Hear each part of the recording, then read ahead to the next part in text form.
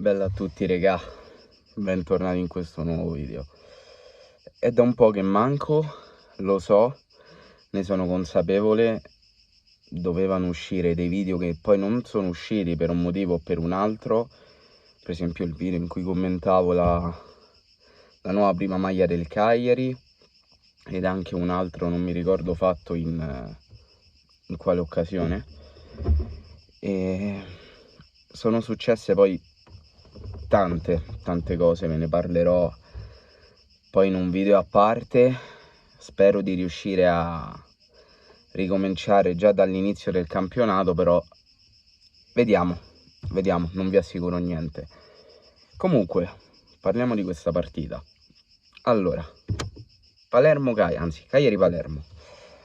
Ho notato che dopo la partita molti commenti su Instagram da parte di tifosi palermitani sostenevano il fatto che il Cagliari vincesse soltanto all'ultimo secondo, che comunque eravamo sculati, che non saremmo sicuramente rimasti in A, non rimarremo sicuramente in A, che il Palermo meritava, e per la prima volta mi trovo totalmente in disaccordo con tutto questo. Allora, tralasciando il fatto che sì, abbiamo vinto all'ultimo secondo, ma anche loro non scherzano, perché comunque Soleri non è che ha segnato al 90esimo o al 70esimo, ha segnato al 120esimo, poi Di Pardo ha segnato al 122esimo, quindi sicuramente abbiamo vinto all'ultimo secondo, ma anche loro la stavano per portare ai rigori all'ultimo secondo, quindi tutta sta differenza differenza sostanziale io non la vedo. Tralasciando questo, direi che comunque il Cagliari ha ampiamente meritato. Il Palermo per tutto il secondo tempo non si è praticamente visto, ha effettuato qualche ottimo tiro sicuramente che ha impegnato Radunovic, ma tralasciando quello, a livello di gioco secondo me il Cagliari batte il Palermo 10-0. C'è poco da dire, abbiamo meritato, per come la vedo io il Cagliari ha meritato la vittoria. Poi è chiaro che comunque il Palermo è una squadra sempre ostica, è comunque una sorta di derby, anche se io faccio fatica a percepirlo come tale, però a livello italico, a livello del bel paese, Cagliari-Palermo è il derby delle isole, quindi potrebbe essere una partita leggermente sentita, però da qui ad arrivare a dire che noi non abbiamo meritato, non meritavamo la vittoria e che sicuramente retrocediamo subito, ce ne passa. Anche perché io in realtà ieri, ho visto tutto tranne che una squadra che potrebbe retrocedere subito, a livello di atteggiamento mentale, non di gioco, perché il gioco è soggettivo, può piacere o non piacere. A livello di attitudine mentale io ho visto una squadra costantemente sul pezzo, che non si è lasciata impensierire troppo dal fatto che il Palermo fosse riuscita a rimontare la partita al 120esimo,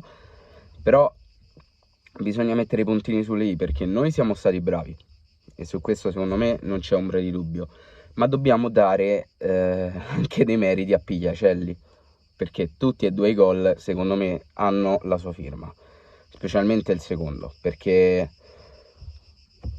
non si può fare, con tutto rispetto per Pigliacelli, perché poi lui è di Roma, è romano, è del mio stesso quartiere, cioè io conosco parenti di Pigliacelli, con tutto rispetto del caso, però i due gol sono arrivati secondo me da due errori suoi, o meglio da due imprecisioni da parte di Mirko.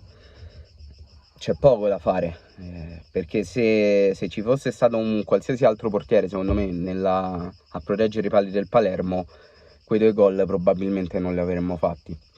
Comunque contentissimo per Dossena e per Di Pardo che abbiano trovato il loro primo gol in Serie A. Tra l'altro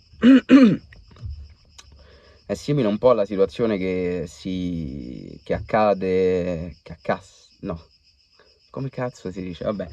successe l'anno scorso, perché nella prima partita stagionale contro il Perugia il primo gol fu di un difensore centrale, in quel caso fu Altare, che spero vivamente non vada al Venezia, invece quest'anno è di Albertone Dossena.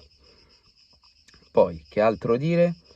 Io mi sto innamorando follemente del centrocampo del Cagliari, in particolar modo di Sulemana e di Makumbu. Di Makumbu lo ero già dall'anno scorso, ma Sulemana veramente tanta roba. Anche Macumbu secondo me ho visto dei notevoli miglioramenti, specialmente per quanto riguarda il tenere palla e i passaggi. Sta migliorando tantissimo. Sulemana tanta roba, ma il mio preferito sta diventando Oristagno, che è sostanzialmente il Nandez, il vero Nandez di anni fa. Sta facendo esattamente le stesse identiche cose. Veramente fantastico. Forse arriverei a dire anche più completo di Nandez, mi viene da dire.